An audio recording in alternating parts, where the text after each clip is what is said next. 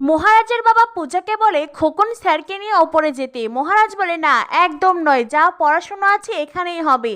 আমিও দেখতে চাই ওনার খোকন স্যার কত ভালো করে পড়ান। এই বলেই মহারাজ শিবকে বলে, এই শিব এদিকে শোন। এরপরেই মহারাজ শিবকে নিয়ে সোফার মাঝখানে বসিয়ে দেয়।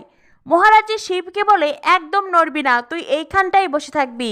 আর এই পাশে থাকবে খোকন স্যার, ওই পাশে থাকবে তোর বন্ধু, বুঝেছিস? এরপরে খোকন স্যারকেও বসিয়ে দেয় আর পূজাকেও বলে ওই পাশে গিয়ে বসতে। আর মহারাজ ঠাম্মিকে বলে, ঠাম্মি। ঠাম্মি বলেন, আমি তো বসে গেছি, আমি কি টেবিলের ওপর বসবো? মহারাজ বলে, না না, তুমি যেখানে আছো সেখানেই থাকো। এরপরেই মহারাজ আরেকটা সোফায় তার বাবাকেও বসিয়ে দেয়। জয়া মাসি পূর্ণিমাকে বলে, পূর্ণিমা চল না, আমরা একটু দোলনায় বসি, দেখেই যাই না খোকন স্যার কত ভালো করে পড়ান। পূর্ণিমা বলে, তোর মাথাটা কি খারাপ হয়ে গেছে? এখানে তো পড়াশোনা হচ্ছে না, এটা তো একটা মাছের বাজার। না না, মাছের বাজার নয়, এখানে সার্কাস হচ্ছে। জয়া মাসি অনেক করে পূর্ণিমাকে অনুরোধ করলে পূর্ণিমা গিয়ে দোলনায় বসে। আর এদিকে খোকন স্যার তো হিন্দি, বাংলা, ইংলিশ সব ভাষাতেই কথা বলছে। মহারাজ সকলকেই খাবার বেড়ে দিচ্ছে। মহারাজ পূজার খাবার পূজার সামনে নিয়ে গেলেই খোকন স্যার বলেন, না না, আমি খাবো না। পড়াশোনার সময় খোকন স্যার খায় না। মহারাজ বলে, আমি আপনার জন্য খাবারটা আনিও নি।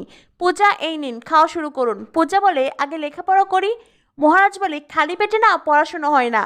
তখনই পূজা খাবারের প্লেট নেয়। মহারাজ পূর্ণিমার হাতেও গিয়ে একটা খাবারের প্লেট দিতে চায়। পূর্ণিমা খাবারের প্লেট নিতে চায় না। জয়ামাসি বলে, কি করছিস নিমা? তুই এখন খোকন স্যারের সামনে প্লিজ সিনক্রেট করিস না। তখনই পূর্ণিমা খাবার নেয়। মহারাজ বলে, তুমি চিন্তা করো না মা, তোমার ধূর্ত শিয়ালের জন্য খাবার এনেছি। পূর্ণিমা কিছু বলতে গেলেই জয়ামাসি পূর্ণিমাকে শান্ত হতে বলে। এদিকে মহারাজ দেখে মাধুরী তো গপগপিয়ে সাটিয়ে খাবার খাচ্ছে।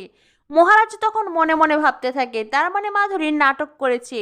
আগে খোকন স্যার যাক, তারপরে এই মাধুরীকে তাড়াবো।